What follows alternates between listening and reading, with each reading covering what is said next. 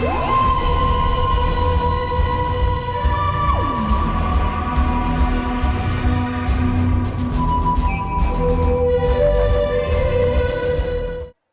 and gentlemen, welcome back to Doctor Who Reviews.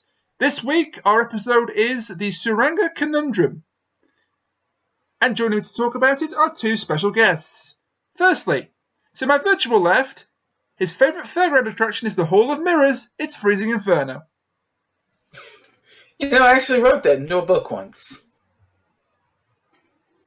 And to my virtual right, she's a puzzle wrapped up in an enigma, covered in delicious, delicious icing sugar. It's Kat. Hello. I have a clementine. You're eating again during this podcast. I've eaten through every single podcast. Your commitment does you credit.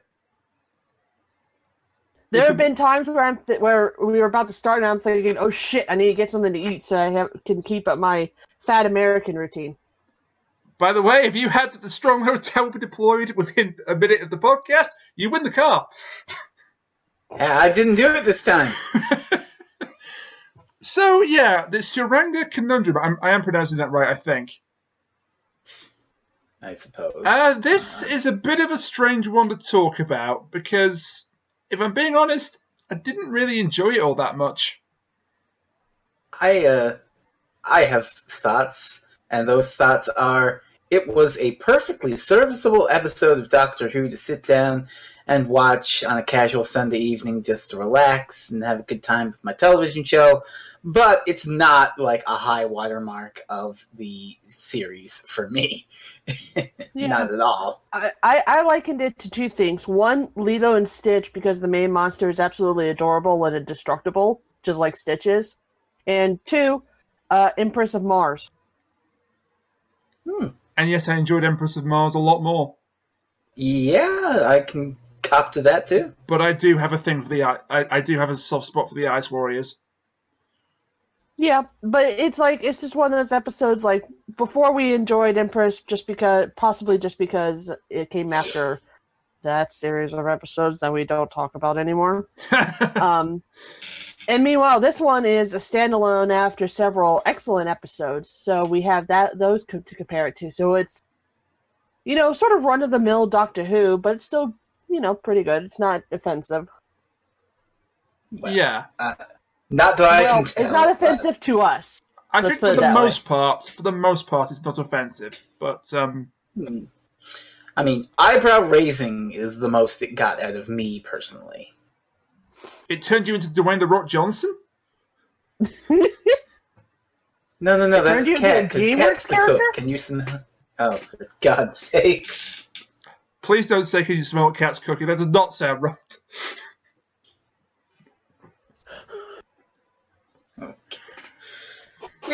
We've kind of thrown things off the rails already. And if you had on your bingo sheet that we would derail the podcast within 2 minutes, congratulations, you win the other car.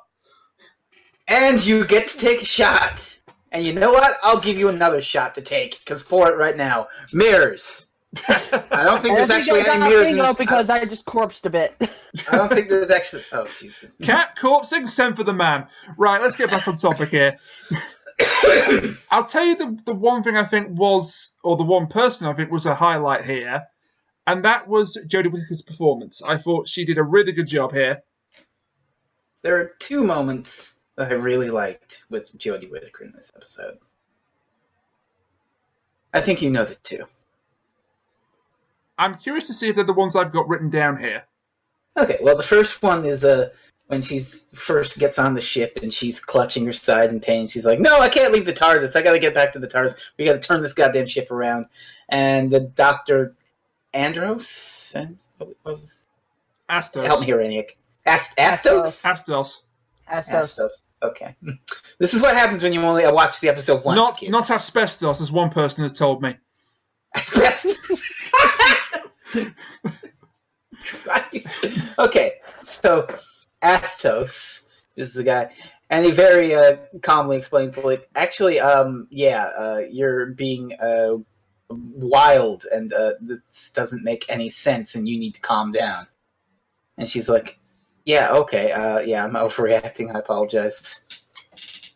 Which makes it sound like, saying it like that, I make it sound almost kind of sexist in a way, like, oh, the woman's irrational and she gets talked down by the man. But it doesn't really feel like that when you sit down and watch the episode.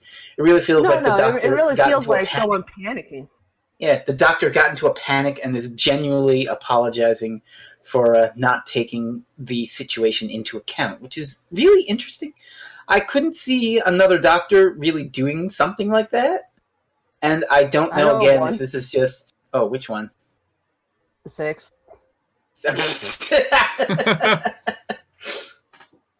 Well, yeah. Of course, he probably would have like reprogrammed the entire ship to crash land into an asteroid just because he felt like it. Yeah, that cops. That cops.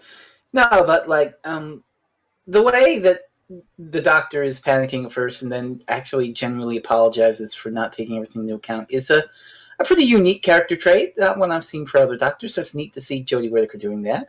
I don't know if there's any undertones of, oh, it's because she's the woman doctor under there or not, but I didn't really feel that on airing, so it worked for me. I think the best way to get around that sort of thing is to stop thinking of her as a woman in those instances and think, okay, if one of the past doctors did this, would that still be considered, kind of iffy? And I don't think that it would be, because if they were in the same situation where they had lost their TARDIS before, they were in pain and hurt, and so were their companions, they were in an unknown place, of course they would panic a little bit. Okay, that's fair. I don't know. See what 12 did with Clara, where he basically took her out of fucking time. That's true, too. Because she died. Okay, but the second moment is pretty gender neutral as well. It's when the doctor is gushing over the antimatter coils or whatever. Yes. Talking about positrons and shit. Which forum goers on places I look at have pointed out that the dialogue actually doesn't make any scientific sense. And it's pretty accurate. It's a sci-fi show. Well, it doesn't matter. It doesn't really matter. It would make it sweet, I suppose, but in the moment, you just get this real sort of amazing sense of wide-eyed wonder and passion for a nice little scientific object, which is really neat, and you really feel the emotion of her being wowed. I like it a lot. Yeah, I agree there. Those are two of my favorite parts of her. Those are the two best moments of the episode for me. The rest of it is just... I've got a third one. Oh, what's that? I think she says to is it to Mabel the medic? She says when she says, "What are you a doctor of?" And she says, "Medicine, science, engineering, candy floss, Lego, philosophy, music, problems, people, and hope, but mostly hope." That's cute. And I do like that the Doctor got to show some vulnerability in this episode. I think too often in the past we've seen the Doctor as this sort of invincible maverick hero that is pretty much impervious to everything. But in this episode, she gets messed up by the sonic mine right at the beginning. And it definitely interferes with her because you can see, she's in pain. She's clutching herself as she runs through the hospital ship. There's actually some consequences to what happened. And I like that. Yeah, because usually whenever we have an episode like this, it's a regeneration episode. Yeah, I mean, the vibes I got when the Doctor is without a TARDIS and without a sonic screwdriver to solve the plot is 11th Hour, actually. And speaking of the sonic screwdriver, I actually like the fact that it was taken out of commission for a bit. But for a bit. But it couldn't be used to really, apart from the resolution of the plot at the end. She can't really use it because it's been eaten by the Pating.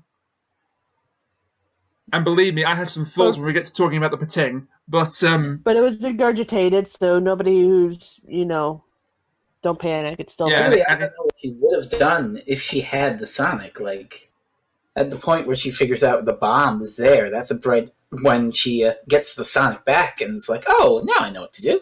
Well, presumably, if she'd had the Sonic, they could have just got it in the medical blanket, like Yaz did, punted it into the airlock, and she could have used the Sonic like she did in the end to fire it out of the airlock. I guess that's true. So I suppose they took away the Sonic's ability to do that, so to bring out the true resolution of the episode. Taking away the Sonic is an interesting thing. They did it in the 80s, and they just destroyed it outright and didn't use it for the rest of the 80s, which, they said, oh, the Sonic screwdriver makes the Doctor too powerful. But then they just padded out the episodes with, oh, and now the Doctor gets locked up for most of this episode. Okay. That's Davison, isn't it? The Visitation. Yeah, they blew it up in the Visitation. Yeah. Yeah, that's sort of like a weird conundrum that they have. Where the Doctor is like a really intelligent being, they have all the smarts, but they need the tools to be able to do something. So if you give them the tool, then you have to make sure it's not too powerful, like the Sonic has gotten in the past. But if you're not powerful enough, then they might get into a situation where they get stuck. Well, that's all up to the writer, of course. Yes. Yeah. The Sonic screwdriver is like a shortcut for anything that wouldn't be more interesting to skip over. Yeah, unless it's wood. And then they're kind of screwed anyways. We have seen over-reliance on the Sonic, I think, in previous years of the modern era anyway. Backtrack to the 50th anniversary special where War Doctor's like, why are you pointing it like a weapon? What are you going to do, assemble a cabinet at them? Oh, we miss you, River John says Hurt. that to the Doctor as well in Day of the Moon when they're fighting off the Silence. She's like, what are you doing? He's like, helping. She says, you've got a screwdriver, go build a cabinet. So yeah, I think Jodie Whittaker, she did a good job in this episode. One of the main reasons why perhaps I didn't like this episode as much as the others in this series, I don't think they did the best they could have done with the companions. Well, this is sort of more of a, when you're talking about companions, the one that gets the most focus is Ryan. Here. Yeah. I would kind of say Graham, but yeah, Ryan. No, Graham's the third wheel this time. Yeah. Ryan has the big subplot, the backstory. In the beginning of the episode, I didn't hear Yaz or Ryan talk at all for a while. I even mentioned in our chat room, have they said that line at all? It was all Graham speaking, and then all of a sudden they started speaking, and it was all about Ryan. So. You know what? I will hold my hand up to that. I've forgotten about that. You're right. Dang. Yeah, it was like right around when they heard about what they call the pating, they were, they all started talking around then. And it's like, what? Okay. Oh, now you're speaking up. Okay. It's very strange. Yeah, you're absolutely right. I'd forgotten about that, honestly. I will say though that for Yaz, I do like the scene near the end there where they're the Doctor and Yaz are setting the bomb. Pick a number between 1 and 99. It was for a bomb. I would have picked higher. What if she picked 1? Well, she would have picked. Well, the Doctor would have set it for higher. That's fine. It's a funny scene. It's really good. We need more Dr. Yaz, which we might get next week. That would have been really funny if Yaz was like, okay, 1. She was like, no, higher. 2. No, higher. 3. No, really, seriously, higher. That would be pretty good, yeah. That would have been good, but I think they would have dragged that out too long. I won't complain about the lack of Yaz because next week seems to be more of a Yaz-centric episode, so we'll wait and see on that. I mean, you said a lack of Yaz, but she did get to do the most practical things of the 3 here. Oh, yeah, she wrapped the little baby monster up in the blankie. That's nice. She got the confrontation with the monster that the other 2 didn't. She got to drop kick an alien. Yes. Oh, God, I forgot Which that. was the best. How could you forget that she punted an alien? Okay, I'm full of shit. Never mind. This was amazing for Yaz. And then she helps the Doctor to eject it into space. Well, to set it up to go into the airlock. Okay, so Yaz does the heavy monster fighting lifting. Yeah, Yaz does the and practical Ryan stuff. gets the emotional subplot. Ryan gets the emotional focus, and Graham is just happy to be here. Graham is the comedy. I think this is the first time he is the comedy. The thing about Ryan is, like, we've talked at length ourselves about the character of Yoss, the pregnant man, and Yoss was mainly included here to get some more character development on Ryan. Was he not? Yeah, that seems to gel. I mean, if you did it as a pregnant woman, you wouldn't really get quite the same level. With same comparison with the whole Jodie Whittaker and the Astos thing, it would really feel like talking down in a sense. I at least that's the vibe I get. Maybe I'm wrong. I don't know. Yeah, it's one of those things where, you could have had a pregnant woman, but it wouldn't have felt the same as it did with, having it be a guy who's pregnant, because it was his father who left him. Yeah, in the dust. You can't mirror Yas with Ryan's dad. Oh my god! I got an Doctor Who mirror alert. I got an actual one there. The whole reason I started including them. The whole reason I started including the mirror puns into the intro, so you didn't have to do that. I appreciate it anyway. Stop me. I really do. It was worth a try, except it really wasn't. People are going to get angry about Yoss, so it's like, the only thing you could say is he had a purpose. There are actual pregnant men out there, so just deal with it. At least it's an alien and not a human pregnant man. I didn't have a problem with it being with him being. I mean, I didn't have a problem with it either. Like I say, at worst, for me personally, it was an eyebrow raise of because I've seen people talk about it on Twitter before, like, oh, this new Doctor Who episode is gonna have a pregnant man in it, and I was like, oh god, we're gonna play. I haven't checked, but I'm pretty sure, knowing them, the Daily Mail will have had a conniption fit. Of course, they probably did. They've hated everything so far. I mean, they've had a conniption fit about every episode of this series, so why stop now? Have they had a conniption fit about Doctor Who in general? Not until Jodie Whittaker took over. Oh, how coincidental! I wonder what changed. Okay, there. Okay, there, Chuki. It's not even the right voice. But okay. Yeah, I know. without getting too far into it, because honestly, I don't want to spark that discussion. There are, trans men out there who have kept their, I'm going to say original parts just because that's the best wording for it, and I'm sorry if I offend anybody by saying that. But they keep their original reproductive parts, and they are able to have children. Sometimes they do it just because, maybe if they have a significant other who can't have children, or they just want to be able to do it. I don't know. It's their choice. But there are really some people out there who do this. And if you look online, there's a hell of a lot of porn of this. Oh. So, yeah. Yeah, let's just say there's a hell of a lot of porn. So, well, there's a hell of a lot of porn of everything, really. I appreciate you're trying to be nice.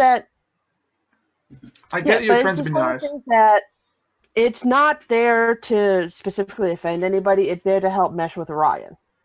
Yeah. And I get while you're trying to be nice about it. I wasn't okay with.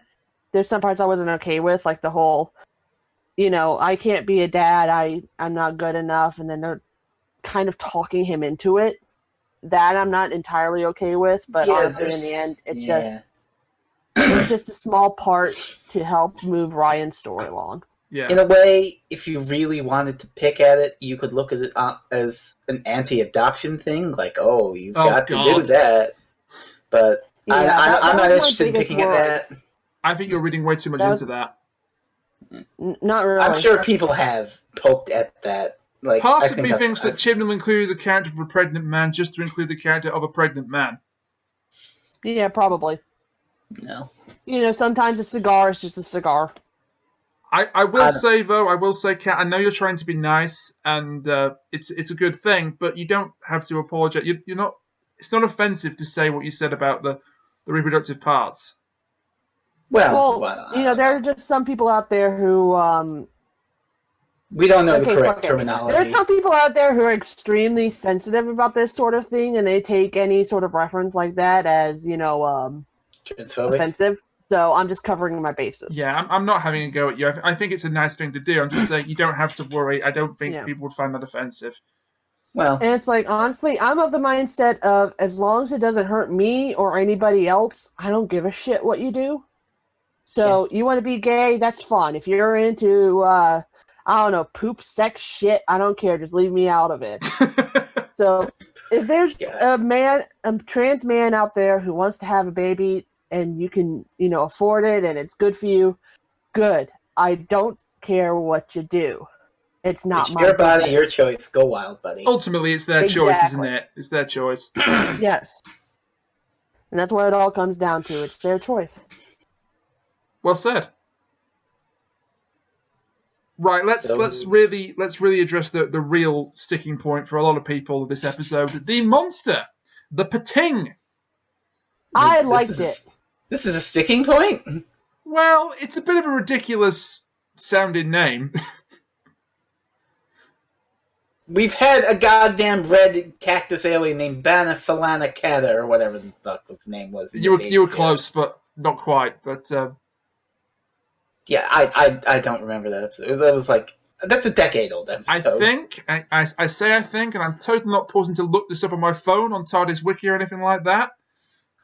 Totally not doing that. I think it's pronounced Banacathalata. Thank you. And it was a Zocchi. Yeah, well, anyway. Pating! It's a cute little thing. This is kind of like an adipose crossed with a gremlin. I'm glad you brought up the adipose. Yeah. Hey, someone's got to do it. I mean, I'm pretty sure that's the sound it made when Yaz punted it into the ship. My God. So... God. Yes. Is it like the first Doctor Who monster named after onomatopoeia? It could be.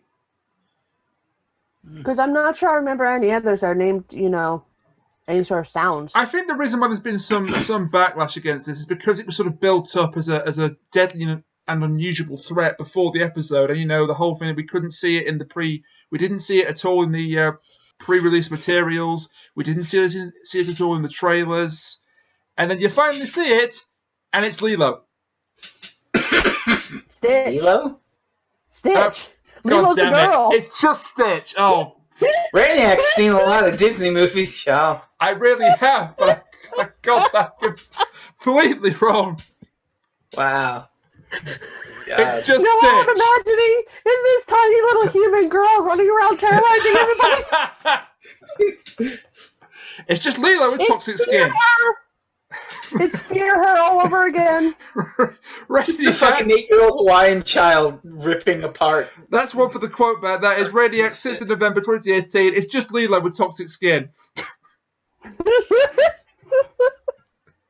God damn it. It's just Stitch with toxic skin. God almighty. We're keeping this in. Of course we're keeping it in. You're goddamn right we're keeping it in. Look, I've embarrassed myself on this podcast before. It's like a tradition at this point. Yeah. Yeah, you do it daily. Wow. Oh, holy shit. I'm not quite removing my face from the wall this week, but that's still pretty good. God. So the Pating. The more you're talking about it with me, the more I'm kind of coming around to it. Because it's fine. It is different. It is very different. I mean, let's be fair. This is the show that had little walking monsters made out of human fat, and they had people or aliens in human suits that farted constantly. Oh God! Also, the Absorbaloff. Yes. Well, that doesn't really count because that was designed by a Blue Peter contest winner. That was literally designed by like a 10-year-old. So they still put it in the show, and it showed. Oh, God. They put it in the show. The designer of this particular monster was not a 10-year-old. It was a scriptwriter by the name of Tim Price. And there's an interesting story here. He was originally scheduled to write the episode, I believe. He was certainly involved early on in Series 11's development. Yeah, I noticed his name in the credits as creating the monster. And then he had to pull out of the show. And Chris Chibnall got the writing duties in the end. But they still credited him at the end of the episode, which is nice. Yeah, come to think of it, this is weird. It's like we're halfway through. This is a 10-episode series, right? Yep. So we're halfway through, and Chris Chibnall has written 4.5 of the 5 episodes. Yep. Because his name was on Rosa.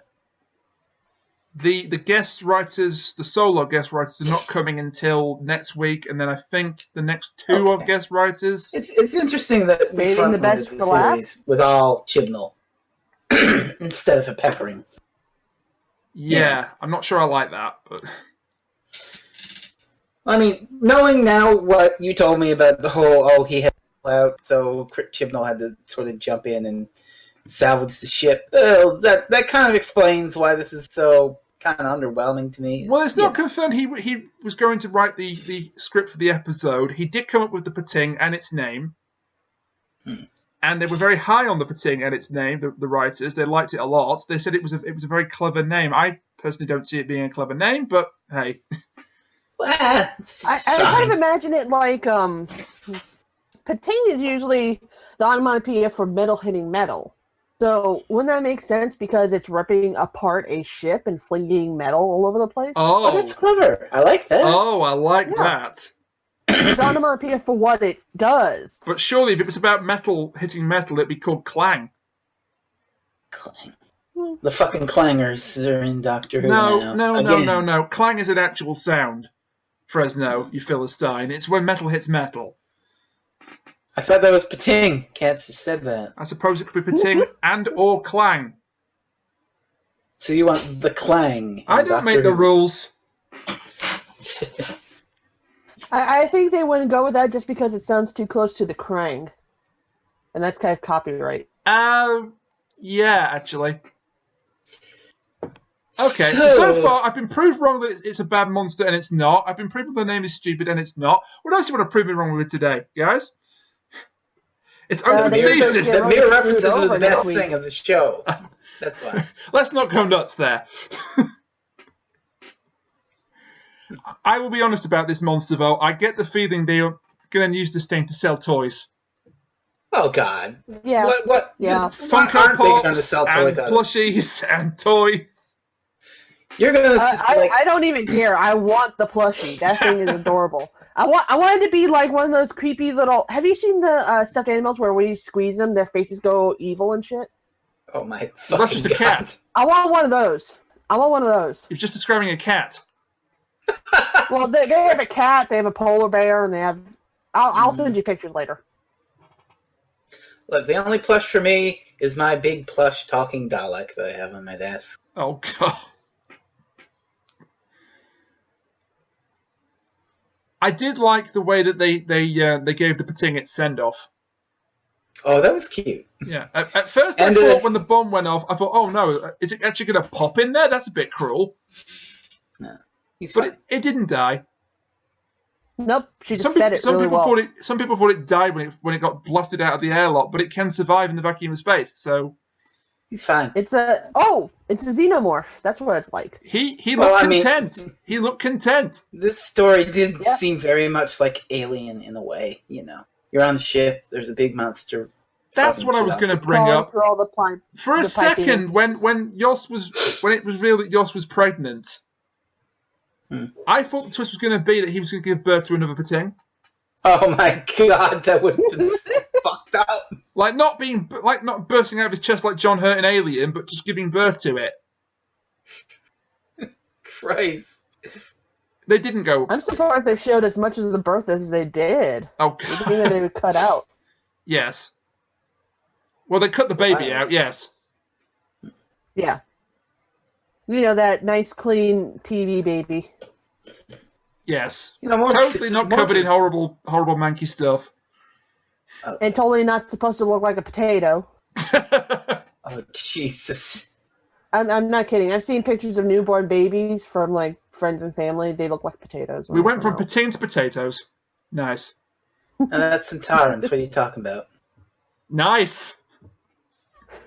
I like it. I will say about the resolution here, it's for all I was talking about, oh man, the endings are so like unsatisfying and the Doctor doesn't always win now, it's kind of jarring. The Doctor pretty much does win in this one. I mean, there's like one or two people who die, but she saves the ship. She saves the day, so to speak. She gets the monster off, so that's a victory. That's a win. 2 people die and a third is condemned to shut down, but I suppose you'd call that a win. Well, we'll say they fix the android off screen. They'll be fine. No, they don't. He'll be fine, right? They really don't. He'll be fine. To his home planet. He's not living on a farm. They're going to take him to the farm where he can run around all day. He's not living on a farm. I'm sorry, but sometimes you just got to the farm upstate. Sometimes you've just got to accept the cold realities of the world. He's not fine. He's not on a farm. I will say this about the Pating. If it can survive in the vacuum of space, and it got onto the ship from the outside space in the first place, has the Doctor just doomed another vessel when the thing runs out of energy? Well, she said that it wouldn't run out of energy for a while because it was fed pretty, well. It did look pretty content when it ate that bomb. Yeah, because it was supposed to be able to destroy, the entire ship, right? Yeah, so there was a lot of energy in that bomb. So, yeah, there was a lot of energy. So they gave the Pating a juice box and sent him home. That's what you're telling me. Yeah. Well, it's more like they gave the Pating a monster and then sent him home. Oh, I was wondering how long it would take for someone to bring up Monster Energy, Joe. Brands are available. I was wondering how long it would take for someone to bring up Monster Energy. Christ. I should have guessed it was Kat. When the hell have I ever brought up Monster Energy on this you've show? probably been drinking a Monster Energy. They couldn't give him Red Bull because then he'd just fly back in. Oh, God! Oh, Christ. I like how I didn't crack the corny joke this week. I appreciate that. Hey, you two laughed. Yes. If you count Oh God as a laugh. Fault. It's your fault. It's always our fault. Oh, God. I'm not going to follow up what I was going to follow that up with. You finally understand that. I'm not going to follow up what I was going to follow that up with because that would not have gone down well. Oh, see, now I want to know. You'll find out in due course. Yeah, there we go. Told you. Oh. Told you. Not suitable for this. Mother of God. Not suitable for this podcast. But well, I mean, it's true. I will say, I did like the little Easter egg when Mabley, is her name Mabley, the medic, the female medic? Yes, Mabley. Mabley, yeah. When she is trying to find information on the monster, they briefly show a bunch of different old Doctor Who monsters on the screen of like the monitors. Were there fish people? No, there was a Cyberman, there was an Ood, a Slovene. You can't mention the farting aliens, there you go. A Silurian, a Zygon, and a Silent.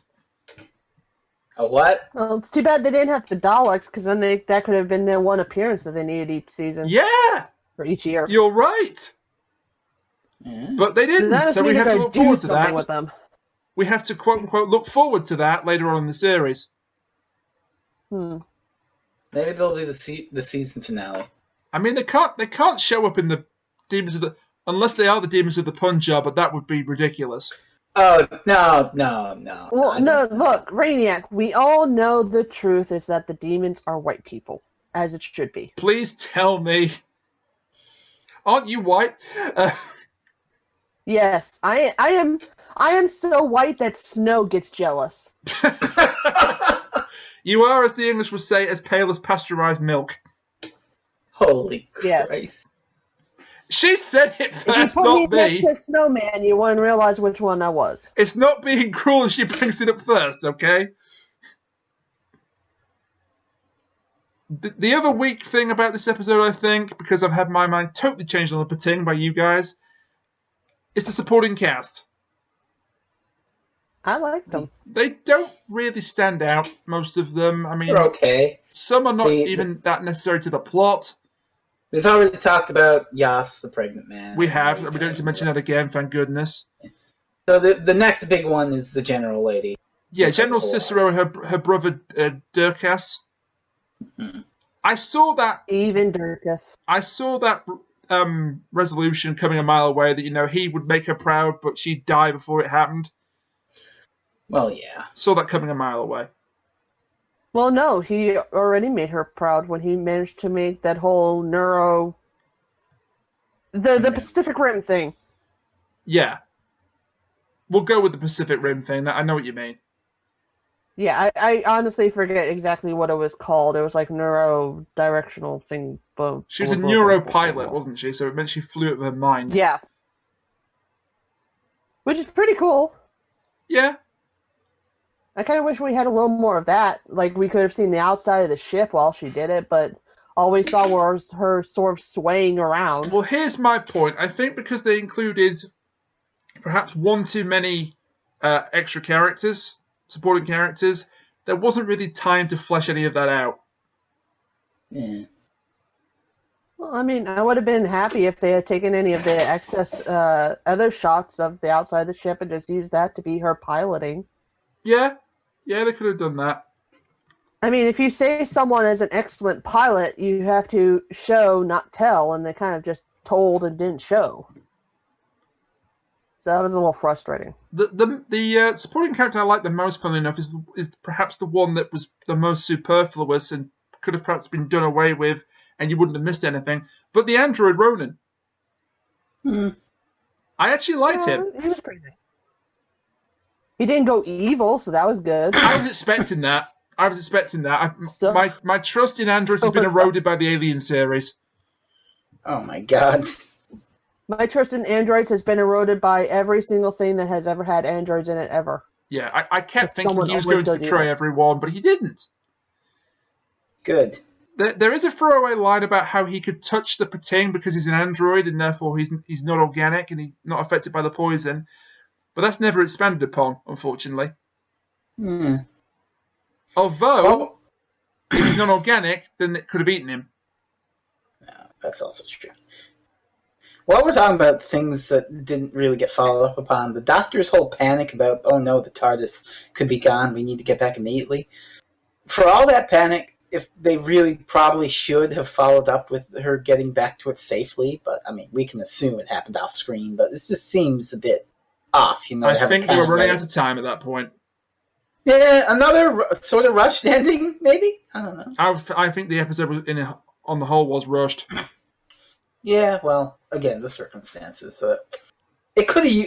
I don't know if it needed it, but for the urgency, it would have made things more consistent. To say that. I don't know if Tim Price was going to originally write the episode or not. I just know he did come up with the monster, and he couldn't assume any kind of duty for the series as a whole.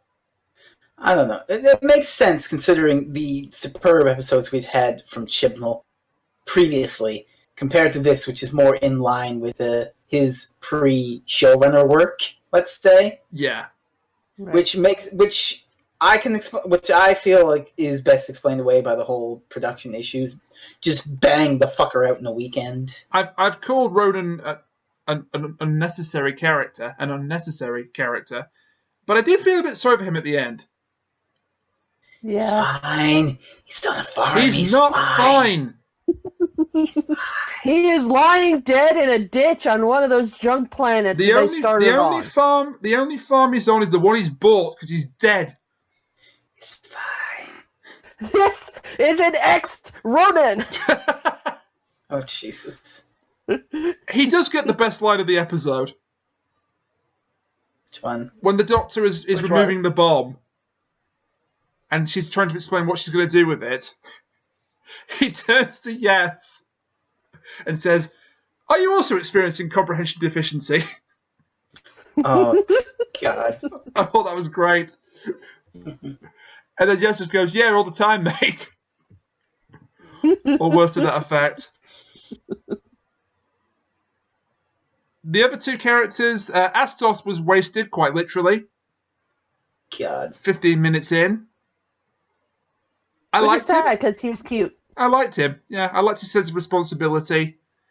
So it's a shame that he I went liked out him like an purely absolute for the chump. fact that he was attractive. He went out like a chump. God. Oh, look at it.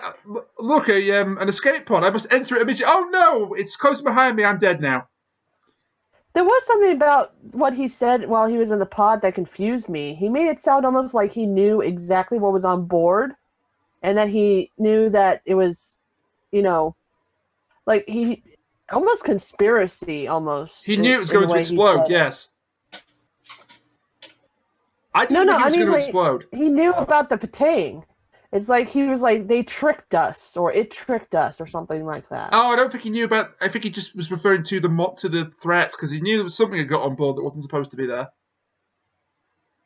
I don't know, just the way he said it kind of was weird. Like he sees it enter the ship's hull, if you remember, through the computer display.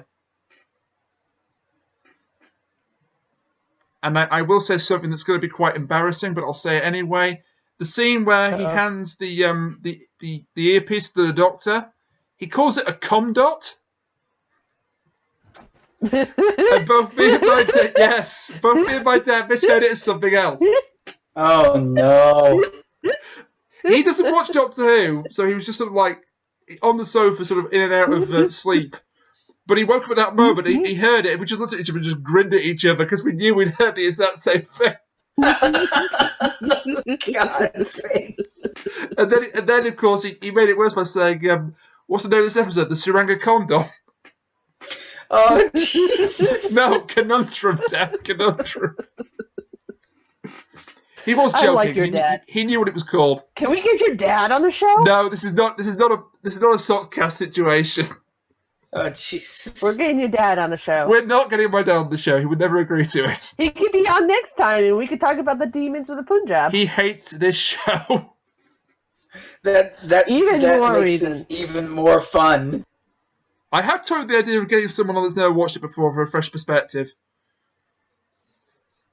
But it's not going to be him. It's not going to be any of my family, okay? I'm not dragging my dad in this is bad enough. It's bad enough I have to live this down every week when I make stupid mistakes for the internet at large. Doing that with my family would probably be the end of me. The other medic, she's okay, I guess. Mabley. I enjoyed her. She gets a mini arc of the sort, but it's drowned out by what happens with other characters, unfortunately. It's all about, I need to leave myself. She starts off really timid because it's only her second tour of duty. But then when Astos is gone, she steps up. There you go. I do like the bit at the end where they're saying almost a sort of prayer over Eve's body. It's a prayer for Eve, and it's a prayer for the baby. It was a really nice moment, and it kind of gave the message of the episode as well, that there's always hope. Yes, but it also makes what happens to Ronan off screen even sadder. Farm. He's not on a damn farm.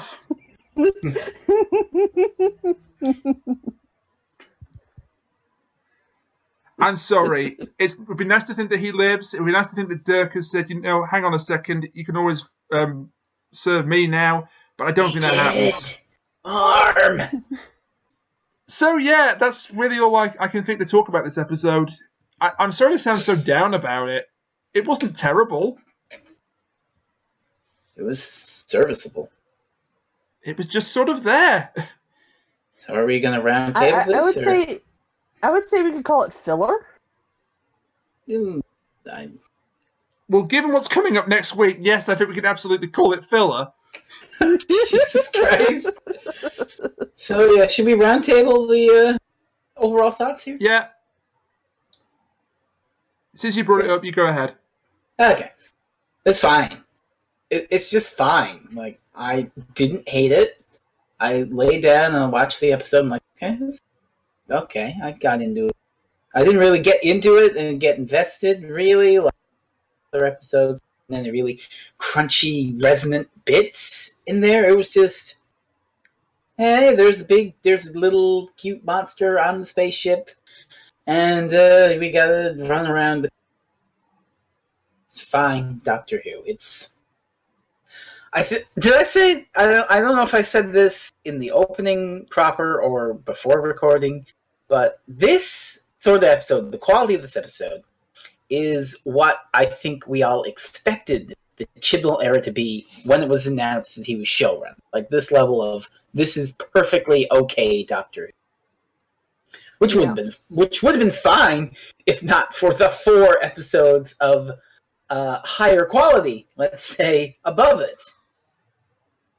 Like, I have to say, I won't call this the worst episode of the series so far, but it was definitely the least interesting. Like, even with Arachnid in the UK, I had things I could talk about. It made me feel feelings about the ending and what. And even the Ghost Monument had some clever, like, okay, we're doing like a Hartnell era or romp through an alien planet. It's got some weird shit going on. It's got my attention. It basically just held my attention. It didn't interest me. It's okay. But well, I could say the public agreed with you. Scores seem to, reflect, it was mediocre at best. Like what, a 5, a 6, a 10, or what? Like 3s out of 5s. Yeah, 5.67 score on that's Rotten middle of the road, yeah. So middling, middle of the earth. The only bad score it got was Radio Times. Can you guess what they gave it? A 1. 3.5. No. They gave it 1 star out of 5. Oh, I forgot they do a 5-star rating system. I thought it was out of 10. No, Wow, apparently the Radio Times did not like it. Wow, that's surprising. Well, okay, the Radio Times didn't like it, but what did you think, Kat? I thought it was absolutely fine. Yeah, again, I had fun with it. It was fine. It didn't. It was Empress of Mars. It didn't. It didn't make any waves. It didn't do anything stupid. It wasn't. It was fine. I mean, like Fred said, after it followed the 4 previous really good episodes, it was just fine. And had this been something like with, Empress of Mars, we probably would be giving it a higher score, just because, again, that followed the episodes we do not talk about ever.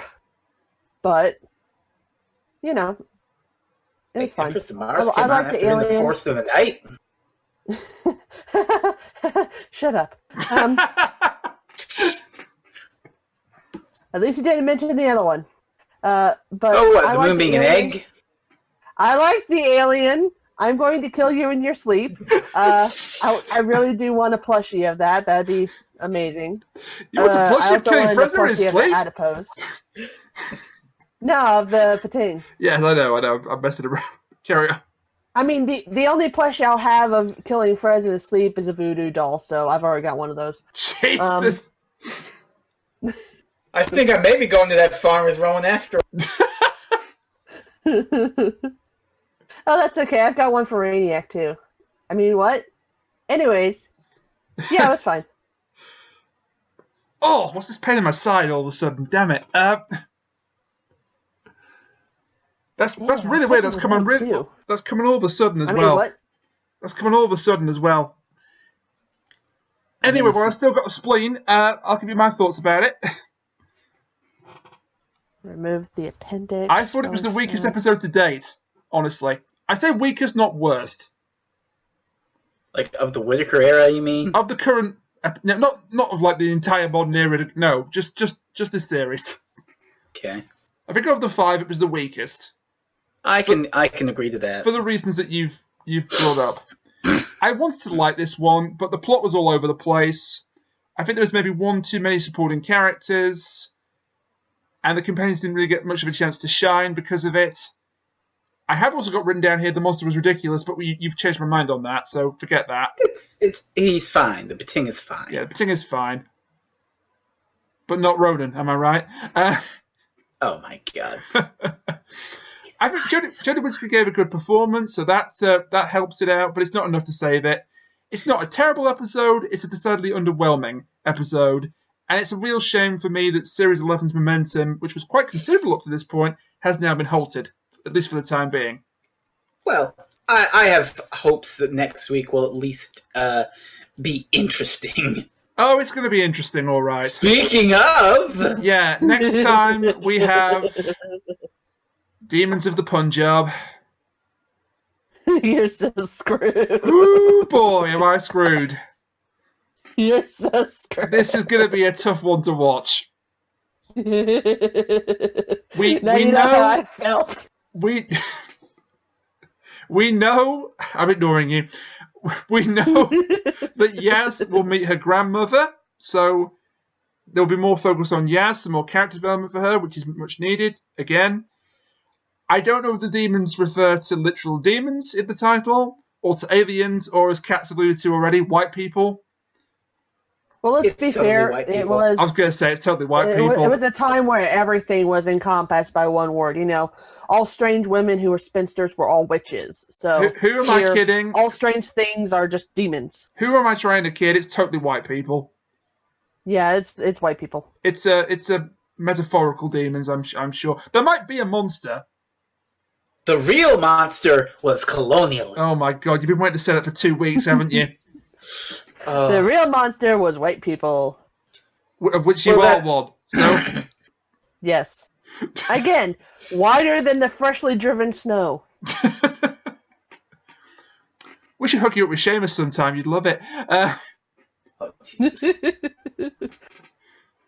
I will have to link you who that is, so you'll get the reference.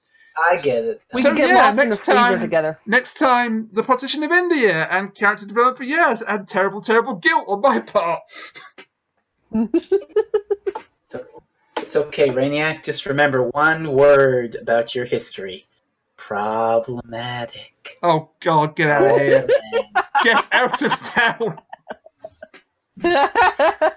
Look, I make jokes, but Newfoundland was a dominion in 1947, so it was technically part of England. So we're sort of in this, even though we were on the opposite side of the pond. So I can cop up to a little of it too, and also whiter than the fresh, whitest lilies. So, on the one hand, you're right.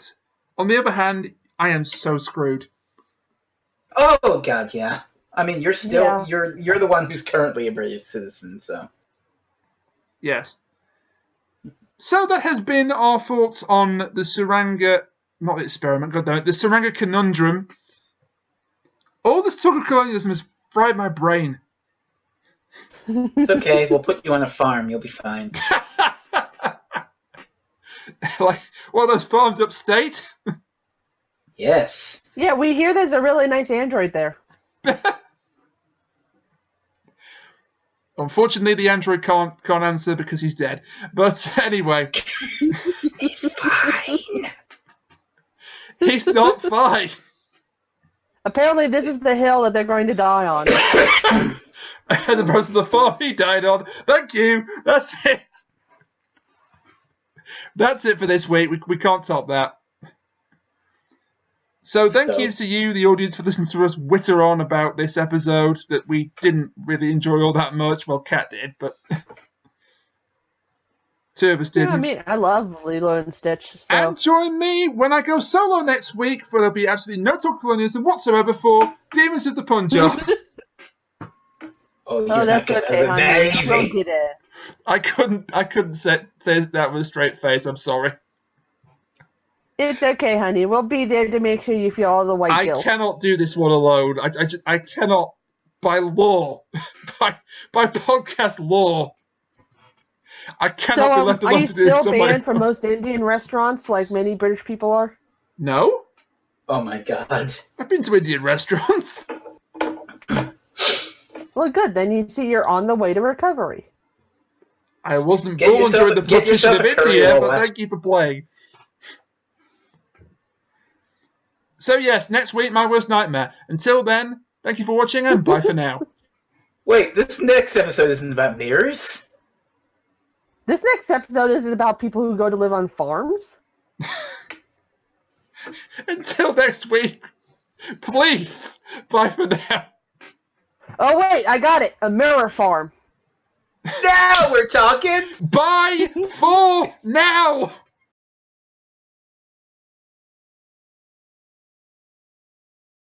And to my virtual right, she's a puzzle wrapped up in an enigma, covered in delicious, delicious ice. Fuck. Blooper reel. Oh, Jesus. And this is why I need to talk slower. Thanks, Dad. Wow, your dad actually gave you good advice. Listen. In 1947, Newfoundland was a dominion and technically part of England, and that's a telephone. So give me 2 seconds and I'll redo that. Thank you, telephone, for saving me. Oh, you're not saved. I'm And doing there's it a again. check mark on the bingo list. Thank you, telephone. Thank you, telephone, for giving me a 5-second reprieve. And reprieve over. Go. Yeah, you said that just as picked up the phone. I know.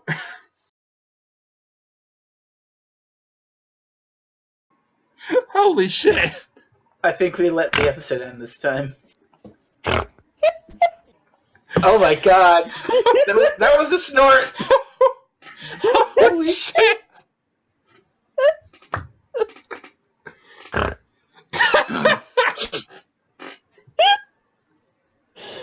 Oh my god. Oh, you sound just like my aunt. She snorts when she laughs. Oh my god. Oh. See, I've developed a sort of silent laugh because I laugh so much at movies and TV I can't shows. get over the fact I mixed up Lilo with Stitch. Oh my god. Oh, I'm leaving that in. Perfect. I'm leaving this all in.